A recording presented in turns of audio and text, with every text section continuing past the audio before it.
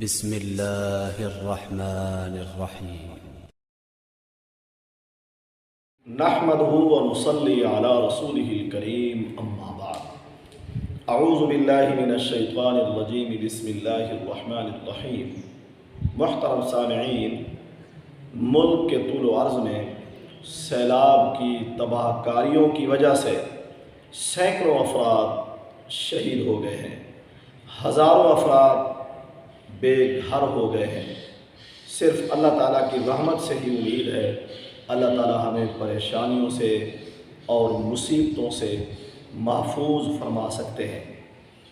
درود ابراہیمی یعنی نماز والا درود ایسا مبارک درود ہے اور ایسا مبارک عمل ہے، اس کی برکات ایسے حاصل ہوتی ہیں کہ انسان اگر ان کو دل کی روشنی کے ساتھ ان کو پڑھے درود ابراہیمی کو، تو انشاءاللہ تعالیٰ اپنی آنکھوں سے برکات کو آدمی دیکھ سکتا ہے۔ جو افراد شہید ہوئے ہیں، بے گھر ہوئے ہیں، ان سے قلبی تعزیت ہے۔ درود ابراہیمی کا اہتمام کریں۔ اس کے دو فائدے ہیں۔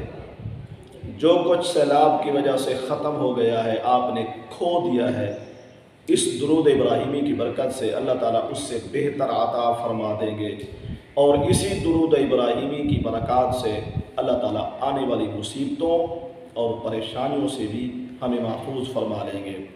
اللہ تعالیٰ سے دعا ہے اللہ تعالیٰ ہمیں درود ابراہیمی کی برکات حاصل کرنے کی توفیق عطا فرمائے۔ وآخر دعوانا ان الحمد للہ رب العالمین۔